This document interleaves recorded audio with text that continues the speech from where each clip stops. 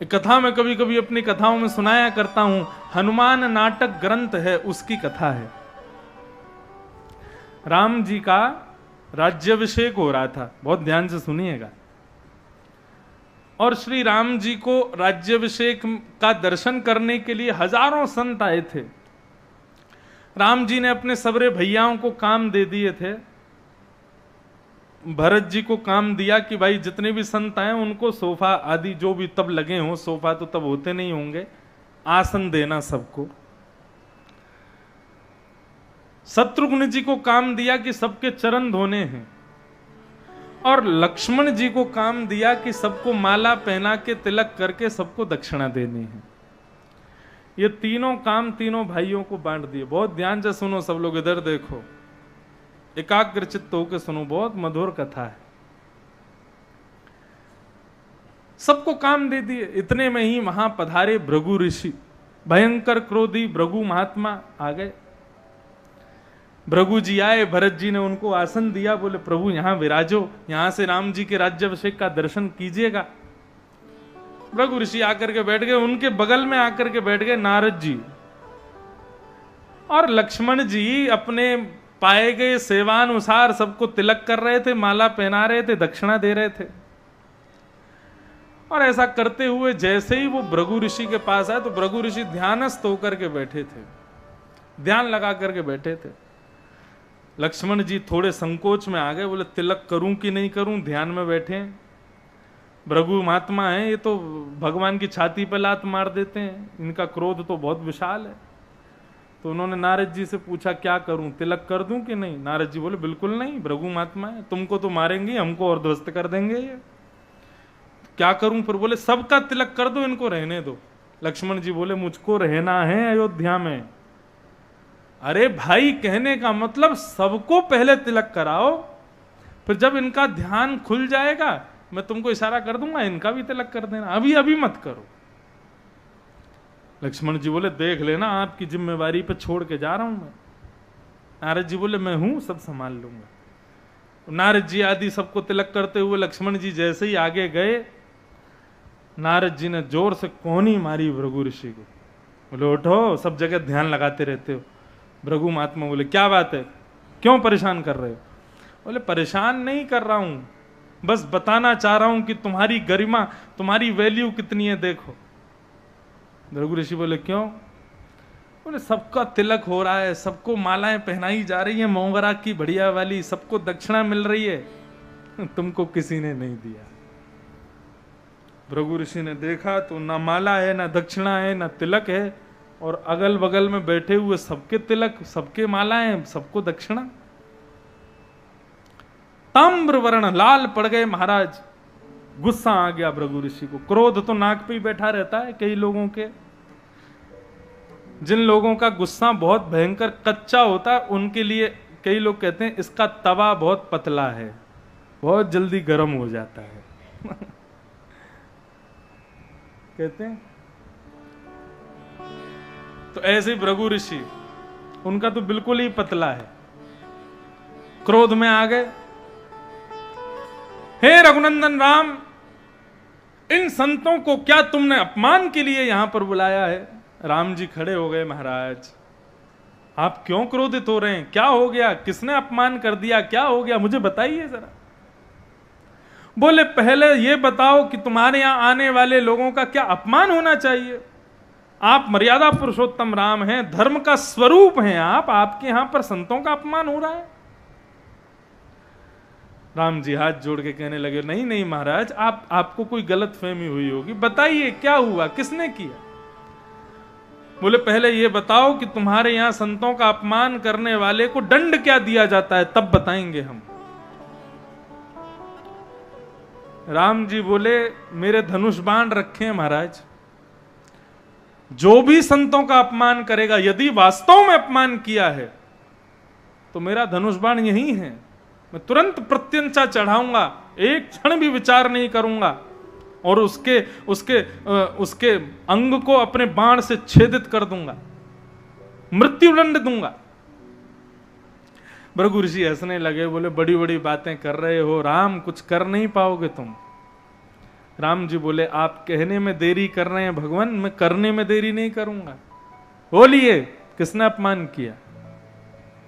भृगु ऋषि बोले तुम्हारे मैं तब तक स्वीकार नहीं करूंगा तुम्हारी बात जब तक तुम अपने किसी अति प्रिय की कसम खा के ना कहो कि मैं जिसका नाम लूंगा तुम उसको मृत्युदंड दोगे। राम जी बोले ये तो बड़ी विडंबना है, लेकिन फिर भी आप मान जाओ इसलिए मैं हनुमान की कसम खाता हूं। मेरा प्रिय है हनुमान कि आप जिसका नाम लोगे मैं उसको जीवित नहीं छोड़ूंगा। भृगु ऋषि बोले तो फिर सुन लो, हनुमान की दुहाई देते हुए तुम कह रहे हो तुम्हारे यहां आए हुए संतों का सबका सम्मान किया जा रहा है, सबको तिलक किया जा रहा है, सबको दक्षिणा दी जा रही है, सबको माला पहनाई जा रही है। राम जी बोले हां जी, लेकिन मेरे साथ अपमान किया गया, मेरे बगल में बैठे हुए सबका तिलक हुआ, सबको मालाएं पहनाई, दक्षिणा मिली, लेकिन मेरा नहीं किया। तुम्हारे भाई लक्ष्मण ने ये अपमान मेरा किया है। राम जी ने जब देखा तो सत्य था, सबका तिलक दक्षिणा सबको माला, लेकिन भृगु ऋषि का नहीं हुआ। राम जी ने तुरंत धनुष बाण उठाया, बोले कहां है लक्ष्मण? लक्ष्मण जी किसी कार्य के लिए बाहर चले गए, सैनिकों को भेजा जाओ लक्ष्मण को पकड़ के लाओ। सैनिक दौड़े दौड़े आए, बोले लखन भैया बचो, भागो यहां से। बोले क्या हो गया? पूरी बात बताई। बोले अरे वो नारद जी कहां हैं? बोले नारद जी ने तो सब रायता फैलाया है, आपके जाति कोनी मार के उनको उठाया तो नारद जी नहीं था। बोले अब तो एक ही रक्षा कर सकते हैं। बोले कौन? बोले राम जी ने हनुमान जी की कसम खाई है कि वो तुमको जीवित नहीं छोड़ेंगे, हनुमान चाहे तो तुमको बचा सकते हैं। लक्ष्मण जी खोजने लगे लेकिन हनुमान जी कहीं नहीं मिले। तब वन में जाकर के लक्ष्मण जी एक गुफा में बैठ के, वहीं गुफा में शंकर जी की अर्चना कर रही थी माता अंजनी मैया को प्रणाम किया वो और पूरा वृत्तांत बताया। बोले मां मेरी रक्षा करो। अंजनी मैया बोली लक्ष्मण यहां खड़े हो जाओ, तुम्हारी रक्षा का दायित्व मेरा है। हनुमान जी का स्मरण किया, एक आवाज लगाई हनुमान जी को।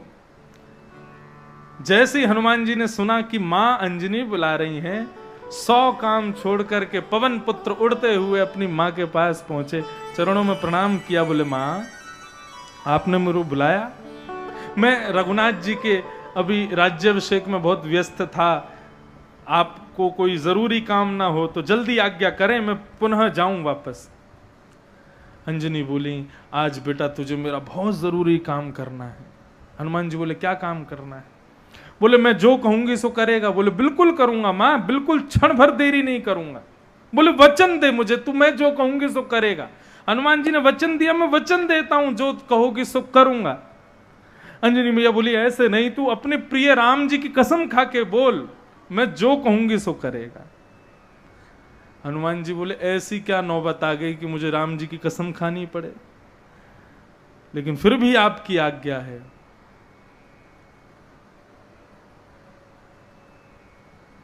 जय हो। पंडित जी देने आए थे, बोले कि कथा करके थक गए हो तो सेब खा लो आप भी।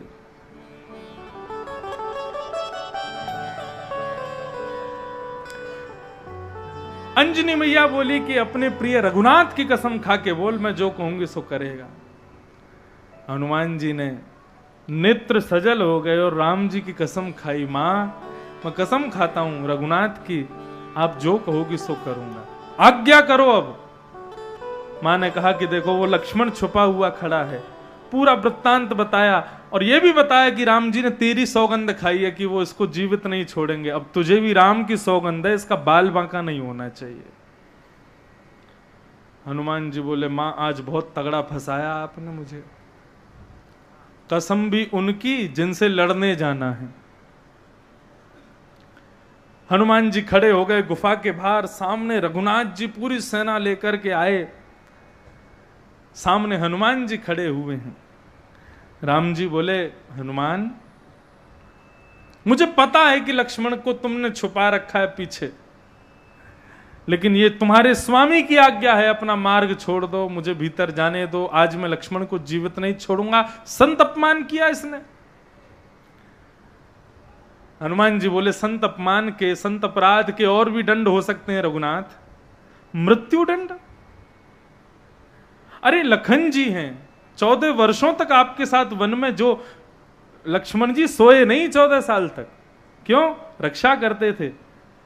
और बोले मैं तब सोऊंगा जब मेरे भैया के शीश पर स्वर्ण मुकुट विराज जाएगा, जब अयोध्या के आधिपत्य पर मेरे भैया विराज जाएंगे, उस दिन चैन से सोऊंगा मैं। मेरे भैया वन में विचरण कर रहे हैं और मैं सोऊं? बोले ऐसा त्यागी महात्मा लक्ष्मण, आप उसको मारने आ गए छोटे से अपराध पे। रघुनाथ जी बोले हनुमान, बात लक्ष्मण कैसा है उसकी नहीं है, बात यह है कि मैंने संत को वचन दिया है, और वचन तो दिया ही दिया है, तुम्हारी सौगंध खा करके कहा है कि मैं लक्ष्मण को जीवित नहीं छोड़ूंगा। हनुमान जी बोले तो फिर ठीक है, हम भी पवन पुत्र हैं, हम भी अंजनी के पुत्र हैं, और हम भी रघुनाथ जी के दास हैं, हमने भी आपकी सौगंध खाई है कि हम लक्ष्मण का बाल बांका होने नहीं देंगे। तो जब तक ये हनुमान जीवित खड़ा है आपके सामने, तब तक तो लक्ष्मण को आप छू नहीं सकते। तो फिर एक ही है आपके पास रास्ता, क्या? बोले पहले हनुमान को मारो, और फिर जब हनुमान रास्ता से गिर जाए, उसकी मृत्यु हो जाए, तब लक्ष्मण को जो चाहे वो करना। जब मैं रहूंगा ही नहीं तो फिर मुझे कसम की कोई चिंता नहीं, लेकिन मैं जीवित हूं तो आप लक्ष्मण को कुछ नहीं कर सकते। राम जी बोले अपने स्वामी से हट कर रहे हो? बोले अपने स्वामी की कसम की रक्षा कर रहा हूं, आपकी कसम खाई है मैंने प्रभु, ऐसे कैसे मैं छोड़ दूंगा? यदि आपको लक्ष्मण को मारना है पहले मुझे मारो। राम जी ने उठाया धनुष, लगाया बाण, प्रत्यंचा चढ़ाई, तो बोले पहले तुमको ही देखते हैं। हनुमान जी बोले बिल्कुल तैयार है, यही मारना प्रभु। जैसे ही राम जी ने अपनी प्रत्यंचा चढ़ा करके बाण छोड़ा है, हनुमान जी ने श्री रघुनाथ जी का स्मरण करके अपने संपूर्ण बल के साथ में वेग से जय श्री राम का उद्घोष किया, और जैसे ही जय श्री राम का पवन पुत्र ने उद्घोष किया, पृथ्वी डामाडोल हो गई, आकाश में बादल गरजने लगे, सामने आ रहा रघुनाथ जी का बाण थरथर कांपने लगा और कांपते हुए नीचे जमीन में गिर गया। हनुमान जी का स्पर्श नहीं कर पाया। एक बाण, 2 बाण, 3 बाण, 5 बाण चला दिए राम जी ने, लेकिन राम जी के ही नाम के उद्घोष से उनके ही बाण को परास्त कर दिया हनुमान जी ने। अंत में निकला यह परिणाम, राम से बड़ा राम का नाम। रघुनाथ जी का नाम जिसके पास है उसको कोई नहीं हरा सकता। इसलिए मेरी दृष्टि में परम सत्य कौन है? भगवान का नाम ही पवन परम सत्य है। मंगल भवन अमंगल हारी, मंगल भवन अमंगल हारी। देखो हमारी कथा के श्रोता कौन है? प्रभु चरित्र सुनवे को रसिया, राम लखन सीता मन। आप लोग कथा में चाहे व्हाट्सएप यूज करो, फेसबुक यूज करो, एक दूसरे से बातें करो, मजाक करो, चाय पियो, पानी पियो, रसगुल्ला खाओ और या फिर सो जाओ, हमको कोई फर्क नहीं पड़ेगा। क्यों? हमारी कथा के श्रोता कौन है? दर्शन करना।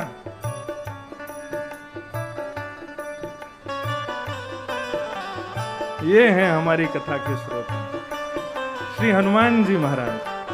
बोल अनंत बलवंत श्री हनुमान जी महाराज की। ये कथा सुनते हैं पूरी, आप लोग एक एक सेकंड की छोड़ भी सकते हो, ये नहीं छोड़ते। और देखो कौन से हनुमान जी हैं? गदा बगल में रख के कीर्तनिया हनुमान हैं, भुजा ऊपर करके, जैसे हम कहते हैं भुजा उठा के करताल बजाओ, उसी भाव में रहते हैं। तो कथा पूरी यही सुनते हैं, आप लोगों को नहीं सुना रहे, हम इन्हीं को सुनाते हैं।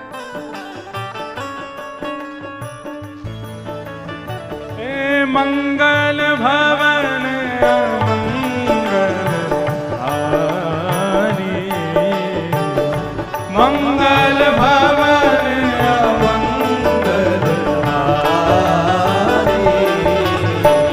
प्रभु सुदशरथ अजिर बिहारी, प्रभु सुदशरथ अजिर बिहारी।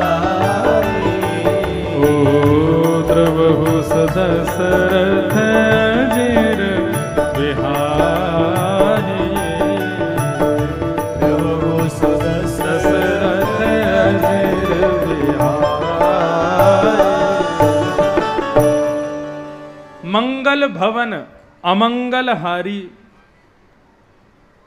ये भगवान का नाम ही है। अच्छा, हनुमान जी पर क्या है? हनुमान जी के पास भी ठाकुर जी का नाम ही है।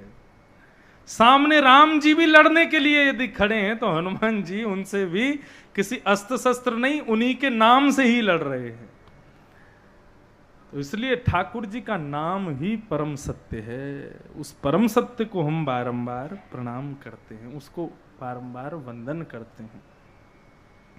इस प्रकार भागवत के प्रारंभ में भगवान के नाम को, परम सत्य को वंदन किया गया। तत्पश्चात श्री सूत जी महाराज यहां कथा कहना प्रारंभ करते हैं, और कथा के प्रारंभ में क्या कहते हैं? धर्म स्वनिष्ठित पुंसां विश्वक्सेन कथासुय नोत्पादयेदधिरतिं श्रमएवहि केवलम्। बहुत सुंदर बात। सूत जी महाराज कह रहे हैं, धर्मस्वनिष्ठितः पुंसां विश्वक्सेन कथासु यः नोत्पादयेदधिरतिं श्रम एव हि केवलम। बहुत मधुर बात। आपने शंकर जी का अनुष्ठान किया, देवी का अनुष्ठान किया, हनुमान जी की हनुमान चालीसा का अनुष्ठान किया, अन्य किसी देवी देवता के खूब सारे यज्ञ किए, खूब सारे अनुष्ठान किए। सब लोग इधर देखो, इधर देखो, यहां देखो, कथा सुनो ध्यान से। आपने जितने भी भक्ति अनुष्ठान आदि किए, आपने जितने भी मंगल जाप आदि ये ब्राह्मणों के द्वारा बड़े बड़े यज्ञ करवाए, लेकिन इन यज्ञों को, इन अनुष्ठानों को ठाकुर जी ने स्वीकार कर लिया, ये आपको कैसे पता चले? नवरात्रि आने वाली है, कई लोग जल पी करके 9 दिन गुजार देते हैं। कई लोग अपने घरों में सच्चंडी यज्ञ कराएंगे, कई लोग आदि आदि यज्ञ आदि सब करवाते हैं अपने अपने घरों में। तो ये सब देवी ने स्वीकार किया। रामनवमी के दिन राम जी ने आपकी अर्चना स्वीकार की, कोई भक्ति अनुष्ठान आदि आपने किए, वो सब ठाकुर जी ने स्वीकार किए। गया जी में श्राद्ध किया, उस श्राद्ध को आपके पितरों ने और ठाकुर जी ने स्वीकार किया। आपकी तीर्थ यात्राओं में किए गए पुण्य ठाकुर जी ने स्वीकार किए। ये आपको कैसे पता चले कि मेरे द्वारा जो अर्पित किया गया वो ठाकुर जी ने ले लिया? क्योंकि कई बार ऐसा होता है, सामने वाला दे रहा है, देने वाले का कैसा भी भाव हो, हमारा मन ही नहीं लेने का, तो ठाकुर जी ने लिया कि नहीं ये कैसे पता चले? तो उसका प्रमाण यहां पर दे रहे हैं। क्या कह रहे हैं? बोले धर्मस्वनिष्ठितः पुंसां विश्वक्सेन कथासु यः।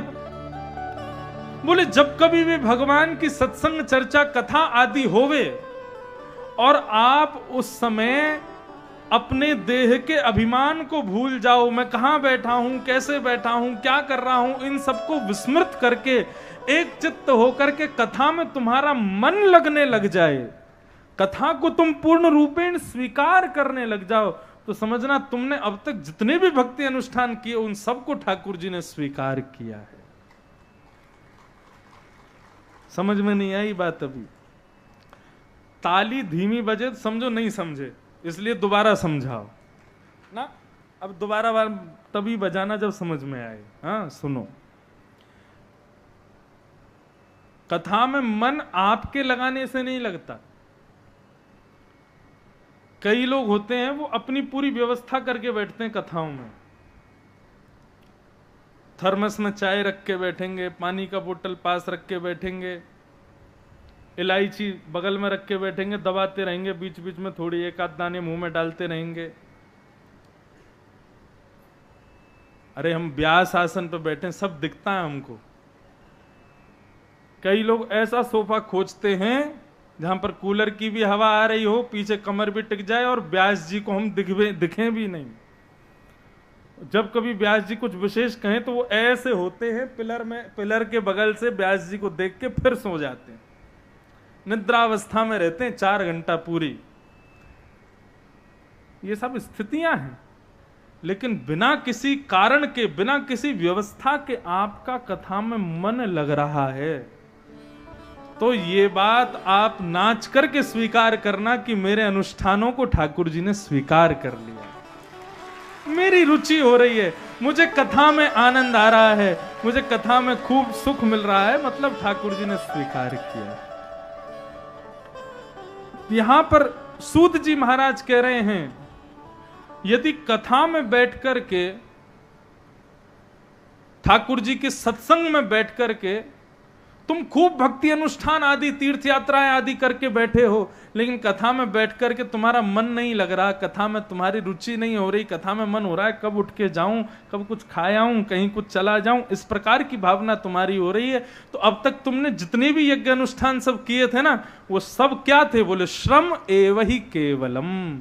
वो केवल और केवल एक मेहनत थी जो आपने कर दी, जिसका आपको कोई परिणाम नहीं मिला।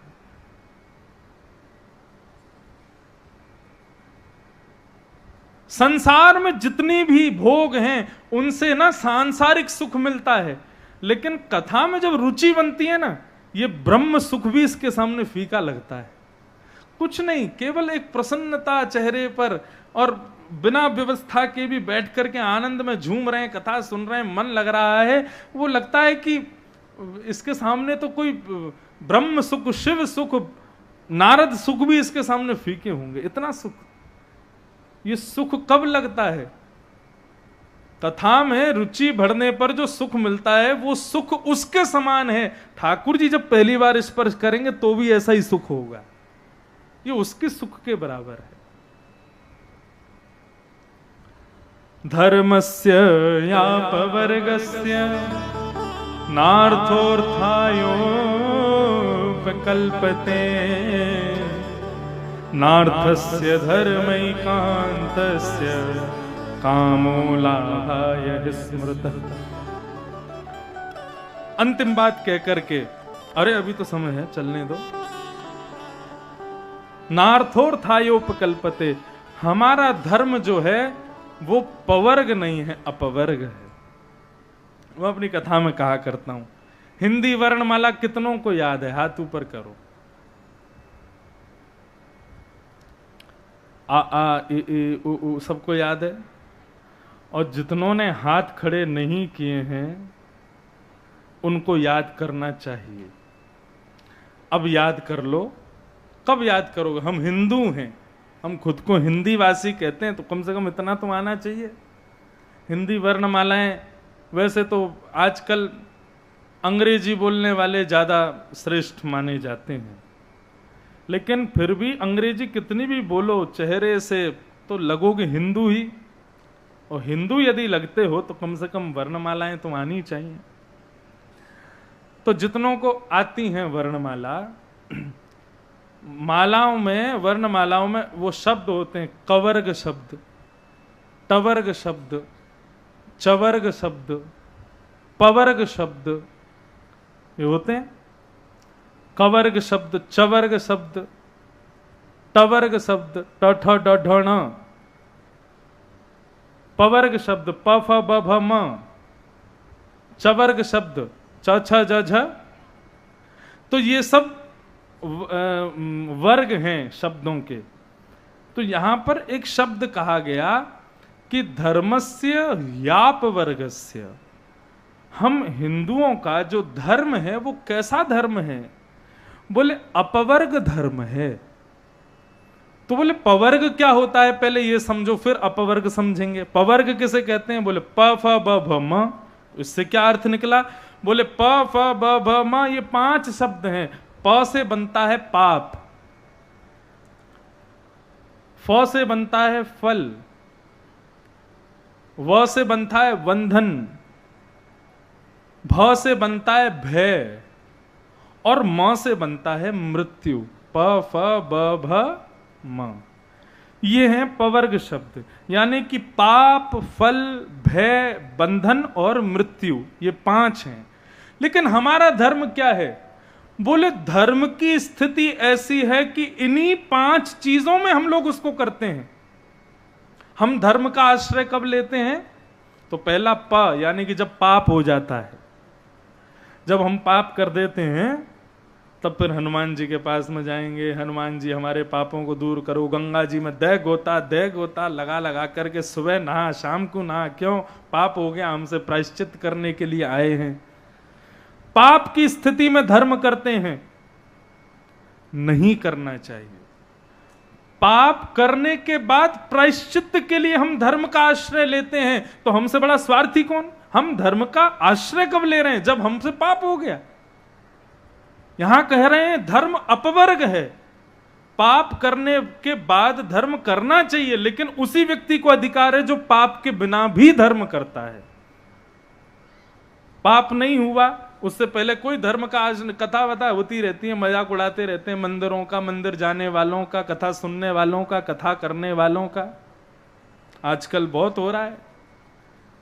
व्यासपीठ के बारे में अलग अनर्गल बोलेंगे, कथा करने वाले ब्राह्मणों के बारे में उल्टा सीधा बोलेंगे, तिलक लगाने वाले, चोटी रखने वाले, इन लोगों के बारे में उल्टा सीधा लोग बोलते हैं। ना जाने कहां से उनके पास इतनी हिम्मत आती है, ना जाने कौन से वक्ताओं ने उनका कुछ बिगाड़ दिया है। इतनी कथाएं हो रही हैं, छत्तीसगढ़ चले जाओ अभी आप, हर गली में कथा चल रही है इस वक्त।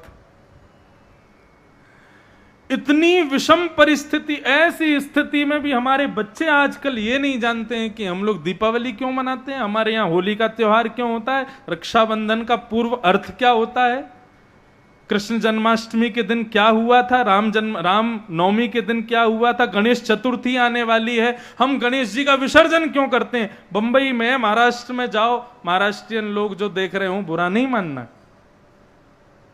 गणेश जी का विसर्जन करते हैं, लेकिन उनसे पूछो क्यों करते हैं, नहीं जानते। आप पूर्वज करते आए थे इसलिए हम भी करते हैं, लेकिन उसका वास्तविक अर्थ कोई नहीं जानता। और आप नॉर्थ ईस्ट में चले जाओ तो वहां तो महाराज बलि चढ़ती हैं आज भी मंदिरों में, देवियों के मंदिरों में। इतनी कथाएं होने के बाद भी आज लोग हम अपने त्योहारों को भली भांति नहीं जानते, हम अपनी प्रथाओं को भली भांति नहीं जानते, और आप कथाकारों को ही दोष दे रहे हो कि कथाएं क्यों हो रही हैं और ये कथाकार क्यों कर रहे हैं।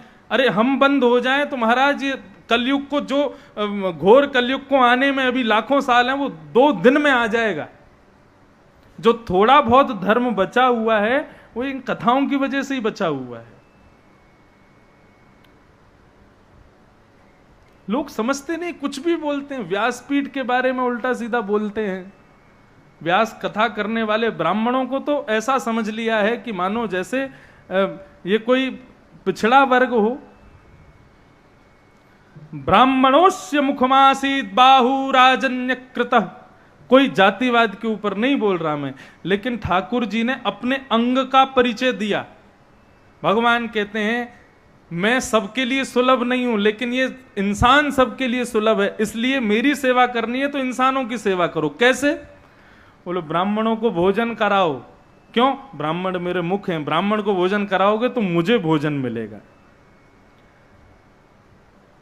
क्षत्रिय ये कौन है? बोले ये मेरी भुजाएं हैं।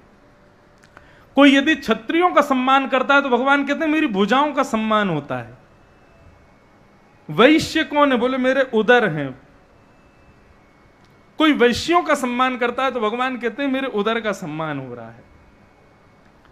कोई शूद्रों का सम्मान कर रहा है, कोई उनको भी वंदन कर रहा है तो भगवान कहते हैं वो मेरे चरण हैं, उनका नमन हो रहा है।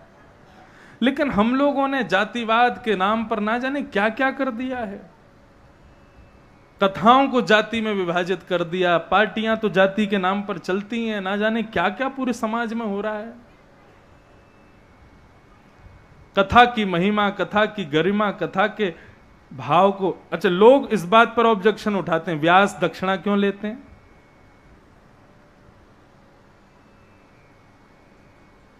इनका बढ़िया है, कुछ नहीं करते, 4 घंटा बोलते हैं, दक्षिणा देते हैं।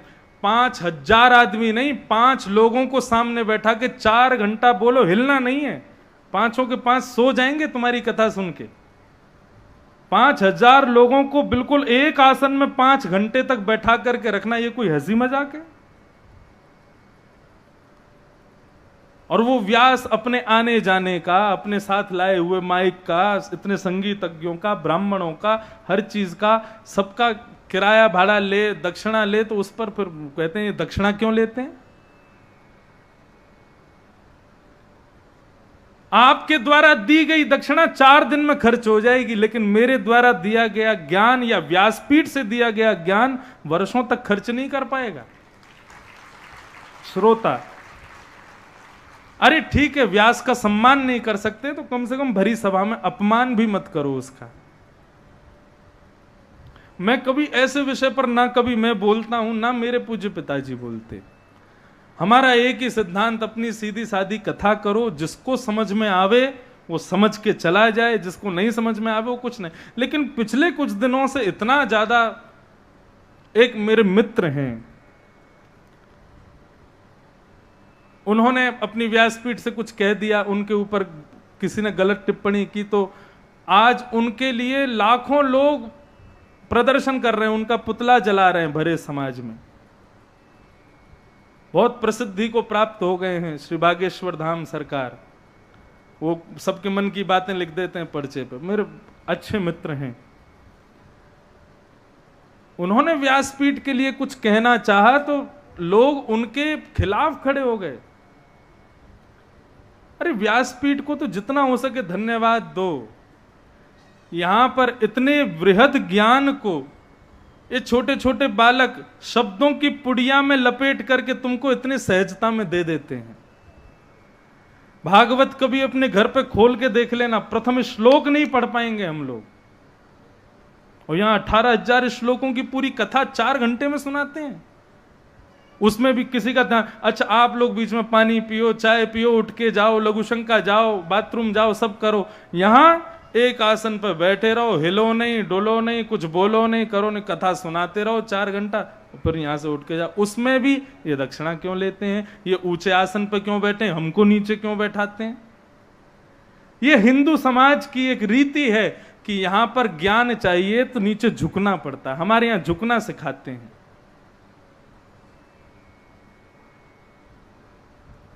गलत है।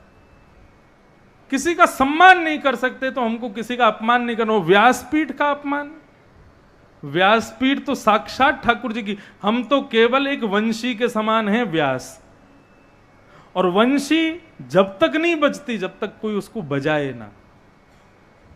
हमारी महिमा नहीं है, महिमा ठाकुर जी की है, महिमा भगवान की है। हम तो वंशी के रूप में आए हैं, ठाकुर जी अपने अधर पर लगा करके यदि प्राण फूंकते हैं तो हम बच जाते हैं, नहीं तो हमारी कोई सामर्थ्य नहीं उसमें।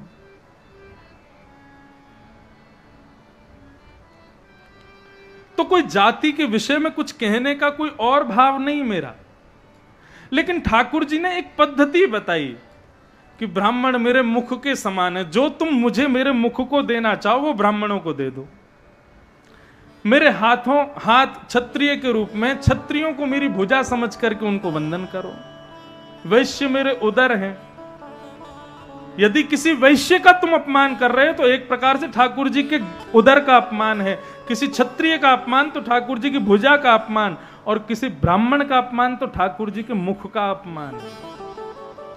सर्व समान है, कोई बड़ा छोटा नहीं है। बस इसलिए बड़ा छोटा हम लोगों ने अपने आप को मान लिया कि ब्राह्मणों ने खुद को तो मुख बता दिया, हमको चरण बता दिया। उल्टे हो जाओ, चरण ऊपर आ जाओ, मुख को नीचे कर दो। अब ये सब विषय ऐसे हैं कि इन पर कहने पर विवाद खड़े होते हैं, बात का अनर्थ कर देते हैं लोग, लेकिन ये सब नहीं होना चाहिए। तो बंधुओं, क्या कह रहा था मैं? धर्म अपवर्ग है। हमको धर्म केवल तभी नहीं करना जब हमको जरूरत है, नहीं तो हमसे बड़ा स्वार्थी कौन? हम 5 चीजों में धर्म का आश्रय लेते हैं, प फ ब भ म। पाप करने के बाद धर्म का आश्रय लेते हैं कि भैया प्रायश्चित कर ले। प, उसके बाद फ, यानी कि फल की प्राप्ति के लिए धर्म करते हैं। किसी से पूछो कहां जा रहे हो भाई? बोले हम जा रहे हैं जगन्नाथपुरी। क्यों जा रहे हो? बोले जगन्नाथपुरी जाकर के हम जा रहे हैं तिरुपति बालाजी। क्यों जा रहे हो तिरुपति? बोले कि जाके वहां पे केश दान करेंगे। क्यों केश दान क्यों करोगे? बोले केश दान करने से मनोकामनाएं पूरी होती हैं। केवल फल की प्राप्ति के लिए धर्म कर रहे हो? पाप की निवृत्ति के लिए धर्म, फल की प्राप्ति के लिए धर्म। तो प फ फिर आता है ब। बंधन से मुक्त होने के लिए या बंधन में बंधने के लिए धर्म का आश्रय लेते हैं हम लोग। वैसे तो कभी मंदिर नहीं जाएंगे, पंडितों को प्रणाम नहीं करेंगे, ब्राह्मणों को कभी वंदन नहीं करेंगे, लेकिन जब विवाह करना हो तो दंपति दोनों बैठ के एक एक चीज सुनेंगे। पंडित जी हमारा ब्याह बहुत बढ़िया से कराना, बहुत सुंदर तरीके से कराना, एक एक नियम बताना, एक एक चीज समझाना। बंधन से मुक्त होते हैं और बंधन में बंधते हैं, तब धर्म का आश्रय लेते हैं। प फ ब और फिर उसके बाद भ, यानी कि भय। जब भय लगता है तब धर्म का आश्रय लेते हैं।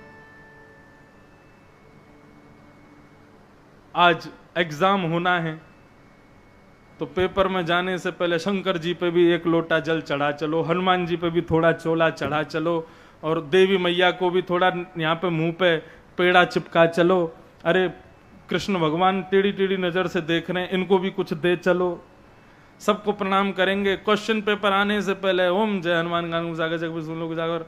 कई लोग तो रात में पेन भगवान के पास रख देते हैं सुबह एग्जाम में जाने से पहले। मैं ऐसा ही करता था। जब मेरा पेपर होता था, एग्जाम होता था, तो मैं अपना पेन या पेंसिल ठाकुर जी के कमरे में रखाता था और उनके सामने रख देता था कि इसमें इतना बल दे देना कि सुबह ये चलता ही रहे जैसे। तो भय जब लगता है हमको, तब हम धर्म का आश्रय करते हैं। फ्लाइट उड़ गया, सो जाते हैं कई लोग, लेकिन जब फ्लाइट में हिलता है, टर्बुलेंस होता है, ऊपर नीचे थोड़ा सा हिलता है, लोगों की हनुमान चालीसा शुरू हो जाती है। फिर भय जब होता है तब धर्म याद आता है। पाप के समय धर्म, फल की प्राप्ति के लिए धर्म, बंधन में बंधने के लिए धर्म, भय में धर्म, और फिर पांचवा आ गया मृत्यु। जब मृत्यु समीप आने लग जाती है, जब चला नहीं जाता, बोला नहीं जा रहा, सुना नहीं जा रहा, देखा नहीं जा रहा, तब कहेंगे बेटा अग्रसेन भवन में कथा चल रही है, मुझे छोड़ या वहां पे। क्यों? युवावस्था में क्यों नहीं सुनी कथा? भक्ति बचपन का नहीं, भक्ति बचपन का विषय है। बचपन में भक्ति करोगे तो बचपन में ठाकुर जी मिल जाएंगे, लेकिन तुमने भक्ति ही बचपन में शुरू करी है तो फिर तो शमशान में ही मिलेंगे भगवान, वहीं दर्शन करना है। तो इन 5 स्थानों पर धर्म का आश्रय मत लो। धर्म का आश्रय इन 5 स्थानों पर लो, लेकिन इनके अलावा भी धर्म में रत रहो तो तुमको अधिकार है। धर्मस्य याप वर्गस्य। मेरा कहने का सीधा अभिप्राय, स्वार्थी धर्मावली मत बनो, निस्वार्थी धर्मावली बनो।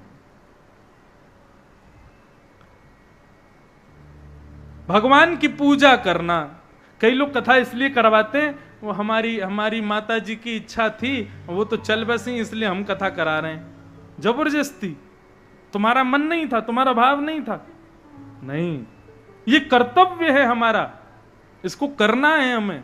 ठाकुर जी के मंदिर जाना, ठाकुर जी को प्रणाम करना, माता पिता गुरुजनों की बात की आज्ञा का पालन करना, ये सब केवल आफत हैं, झंझट हैं, इनको टालने में मत रहो। ये तुम्हारा कर्तव्य है, इसको पूर्ण करो। इस रूप में धर्म का आश्रय लो।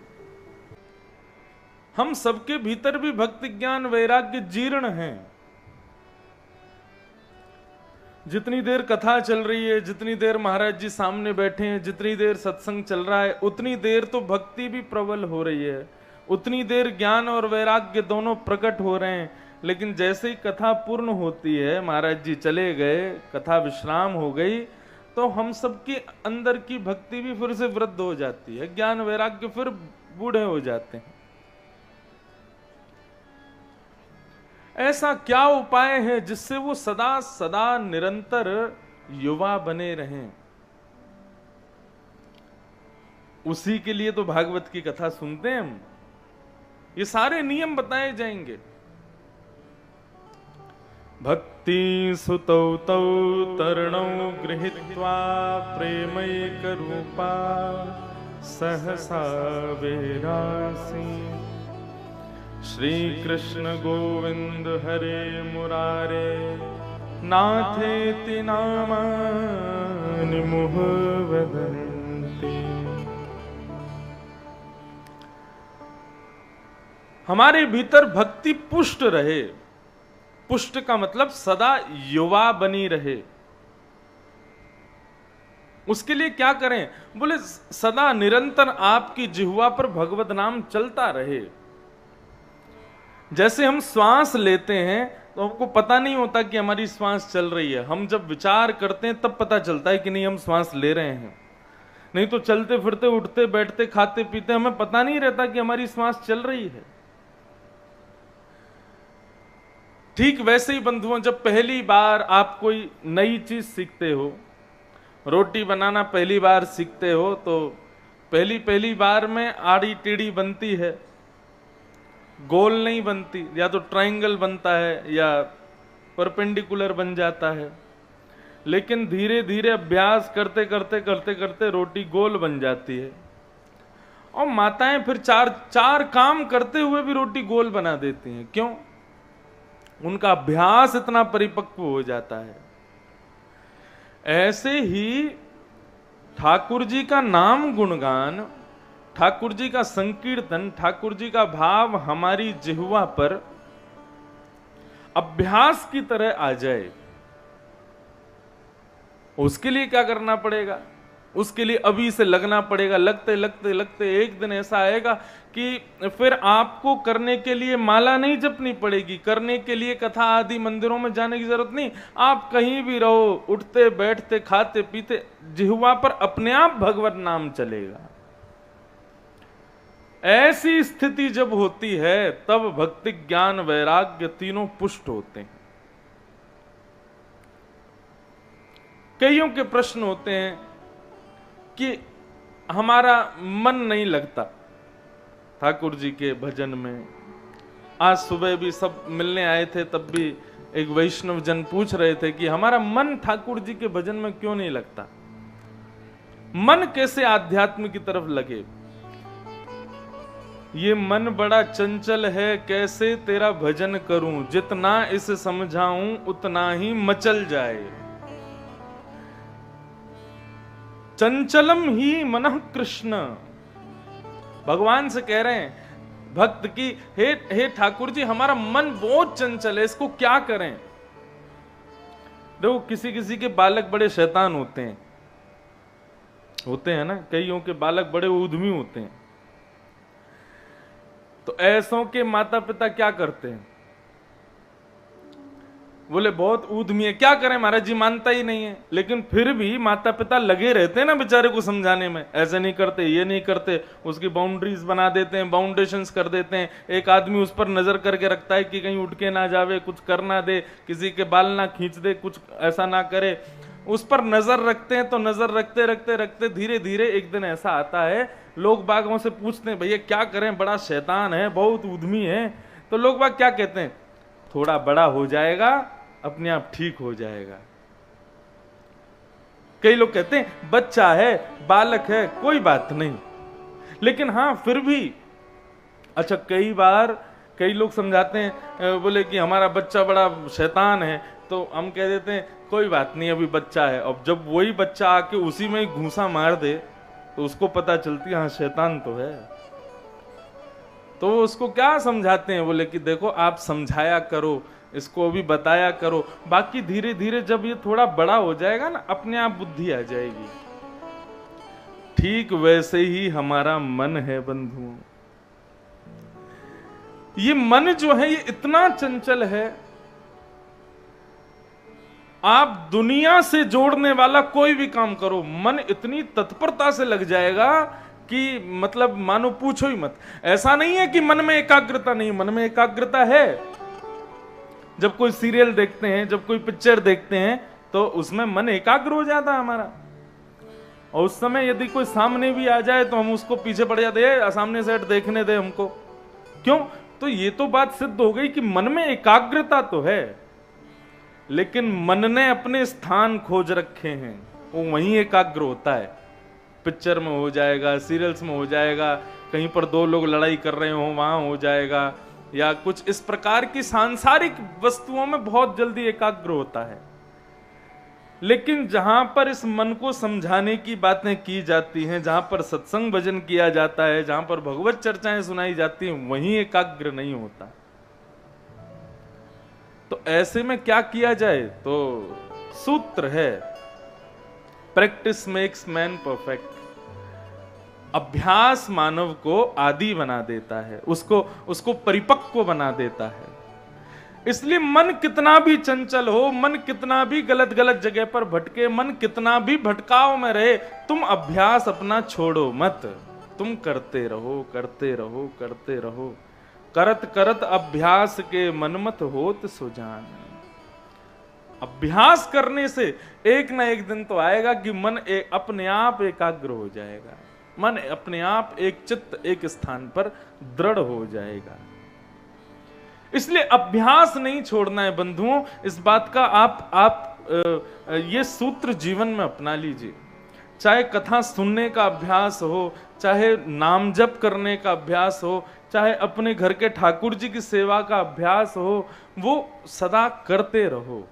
चाहे मन ना लगे, चाहे कितना भी आलस्य आए, वो आफत लगे। मैं अपनी कथा में कहा करता हूं, जो अपने घर की ठाकुर जी की पूजा और सेवा, दो चीजों में अंतर होता है। बहुत ध्यान से सुनिएगा। पूजा और सेवा, इन दोनों में अंतर होता है। आप हमसे पूछो कि आप अपने ठाकुर जी की क्या करते हो, मैं कभी नहीं कहूंगा पूजा करता हूं, मैं कहूंगा सेवा करता हूं। लेकिन आप साधारण किसी से पूछो कि क्या कर रहे हो, बोले मेरा पूजा का समय, मैं पूजा करूंगा। पूजा और सेवा में अंतर होता है। पूजा क्या है? पूजा एक प्रकार से एक नियम है। जल से नहलाना है, इत्र लगाना है, वस्त्र पहनाने हैं, और फिर घंटी हिला करके और ओम जय जगदीश हरे आरती कर देनी और फिर चले जाना है। ये तो हो गई पूजा। लेकिन सेवा, सेवा में हर चीज का विचार किया जाता है।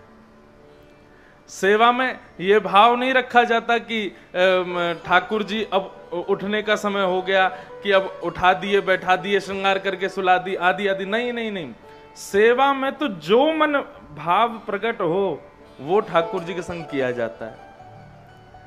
जैसे ठाकुर जी को उठाने का एक पद है, वो हम गाते हैं अपने ठाकुर जी को जब उठाते हैं, इतना प्यारा पद है। मोहन जागरे बल जई है, लाला जागरे बल जई। यशोदा मैया गा रही है। देखो, सेवक जो हो ना ठाकुर जी का, वो स्वयं का नाम भूल जाए सेवा करते समय।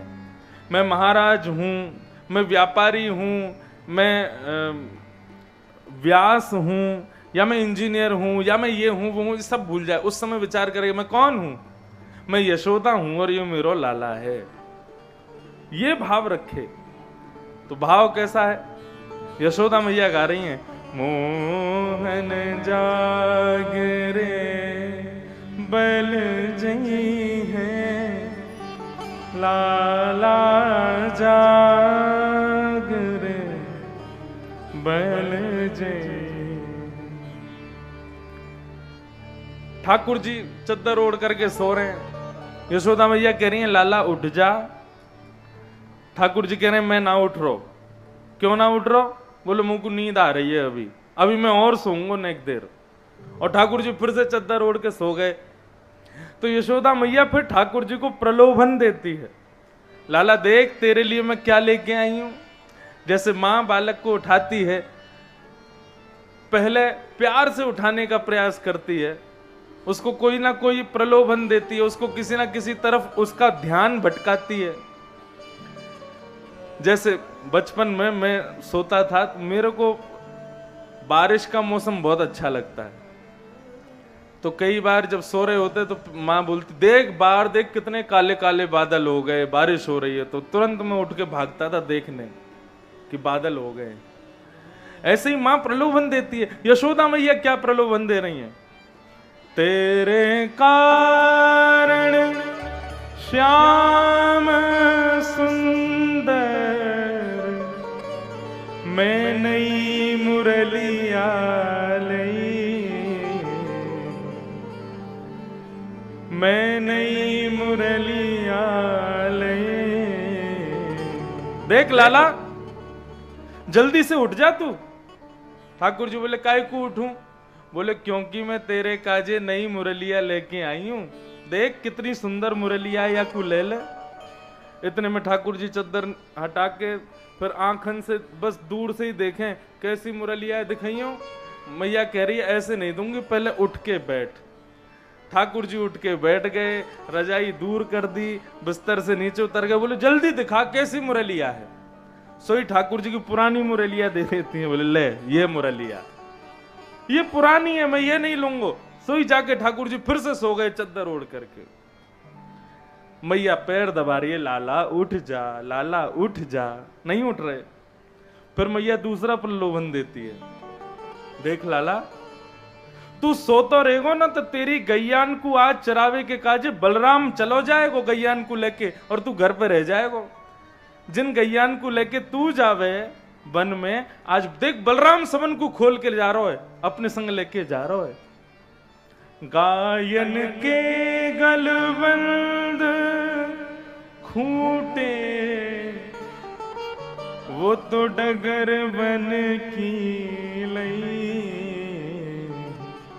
मोहन जागरे बल जई है, लाला जागरे बल जई। जैसे ये बात कही मैया ने, देख लाला तेरी गैयान को आज बलराम लेके चलोगो वन में। इतने में ही ठाकुर जी बोले या बलराम को तो मैं बताऊं। अब ही चद्दर दूर करी और उठ कर के जैसे ही कमरा से बाहर आए देखी तो गैया तो गौशाला में खड़ी है, सारे बछड़ा बछिया वहीं है, बलराम जी तो कहीं नहीं। इतने में ठाकुर जी गुस्सा करे, मैया तेने में उठा दियो। इतने में मैया लाला को गोद में बिठावे, दूध पिवा दे, लड्डू खवा दे। बोले अब लाला भोर रह गई, अब सोवे नहीं जाएगो। तो ये है सेवा, ये पूजा नहीं है। हम अपने लाला को रोज नहीं नहलाते, जब मन होता है तब नहलाता हूं। और मैं रोज सेवा जरूरी नहीं मैं रोज तैयार करूं उनको। हमारे संग में पंडित जी रहते हैं, वो ठाकुर जी के ये एक समझ, हम बड़ी मैया ये छोटी मैया, तो ये सेवा कर देते हैं। और कभी कभी मुझे बहुत मन करता है तो लाओ लाला को मुझे तो गोदी में बैठा के फिर उनका श्रृंगार करते हैं। तो ये सब सेवा का भाव है। ठाकुर जी पूजा से मनोकामना पूरी करते हैं, लेकिन सेवा से ठाकुर जी अपने मनानुसार हमको वो प्रदान करते हैं जो उनकी इच्छा होती है। हमारे मन में तो संसार के भौतिक वस्तु ही आएगी। मेरा कोई ये नहीं है कि आप पूजा मत किया करो, पूजा करो, लेकिन धीरे धीरे पूजा को सेवा में परिवर्तित कर दो। अब वो सेवा बन जाए, ये भाव है। तो ये बंधुओं, भक्ति को पुष्ट करने के, भक्ति को युवा करने के अनेक अनेक साधन है, सब हम सुनेंगे, बताएंगे कथाओं में। तो कल हम लोगों ने श्रवण किया कि भक्ति ज्ञान वैराग्य को पुष्ट किया किसने? श्रीमद् भागवत की कथा सुना करके सनक सनंदन सनातन सनत कुमारों ने। सनत कुमार व्यास गद्दी पर बैठ करके कथा सुना रहे हैं और यहां श्री नारद जी महाराज उनसे प्रश्न कर रहे हैं। नारद जी ने प्रश्न किया कि महाराज, भागवत की कथा सुनने से के विशुद्धियन्ति वदन्ति मह्यम सप्ताह यज्ञेन कथामयेन कृपालुभिर्लोक हितम विचार्यम प्रकाशतः कोपि नवीन मार्गम। भागवत की कथा सुनने से कौन कौन से पापी अपने पापों से मुक्त हो जाते हैं, हमें कृपा करके ये बतलाइए। अच्छा बंधु, अब मैं थोड़ा ध्यान केंद्रित करूं। सब लोग इधर देखो, ध्यान से चुपचाप कथा श्रवण करो बस।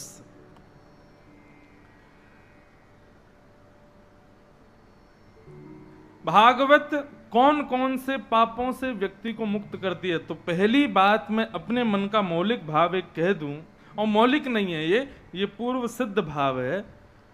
भागवत की कथा कभी भी किसी कामना से तो करानी ही नहीं चाहिए, ना ही सुननी चाहिए, ना ही करानी चाहिए। श्रीमद् भागवत कामनाओं की पूर्ति के लिए है ही नहीं।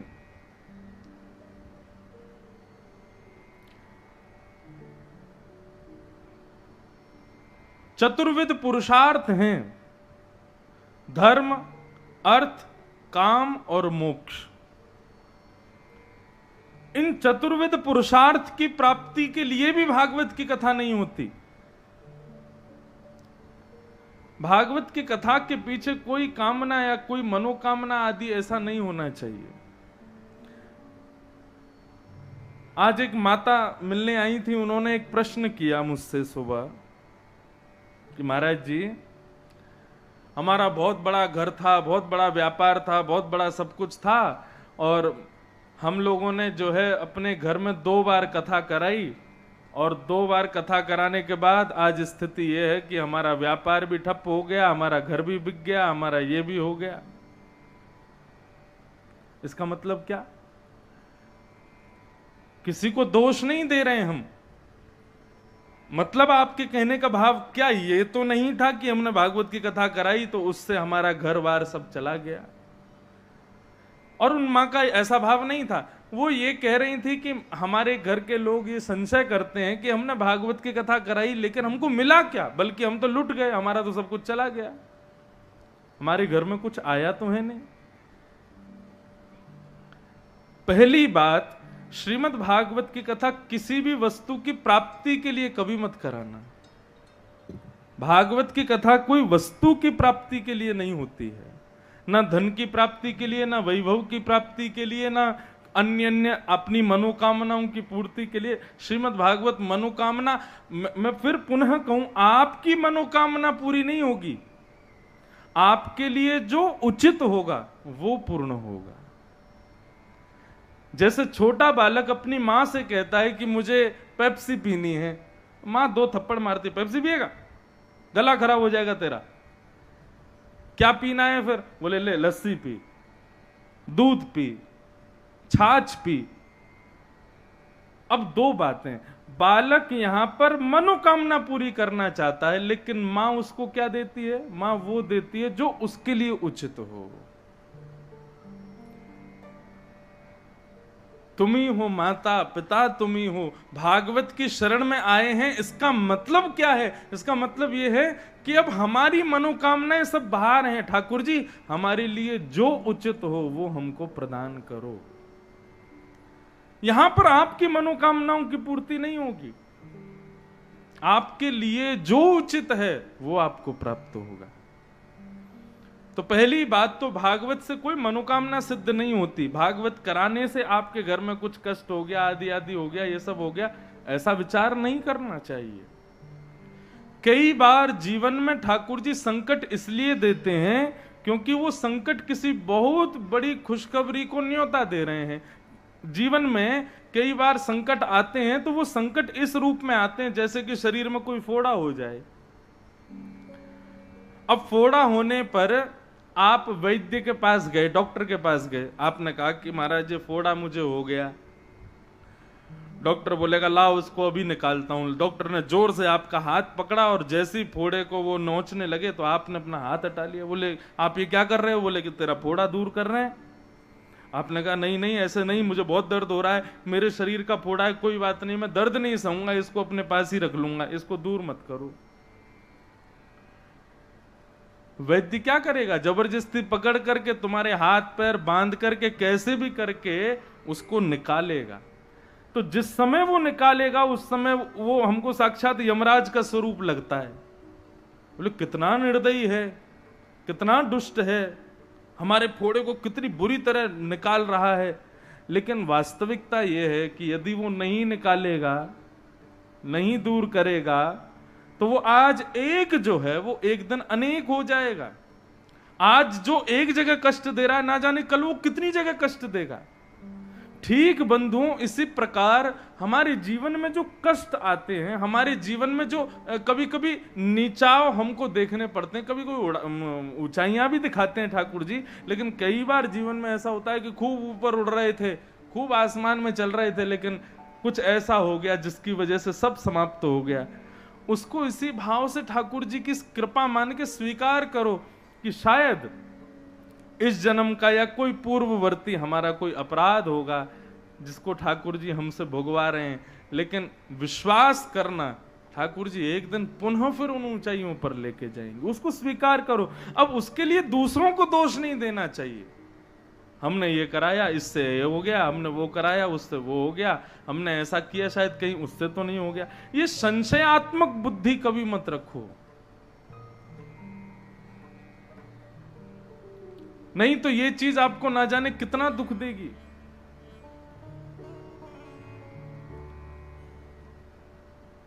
जीवन में जो कुछ भी प्राप्त हो, सब में ठाकुर जी की कृपा का अनुभव करो।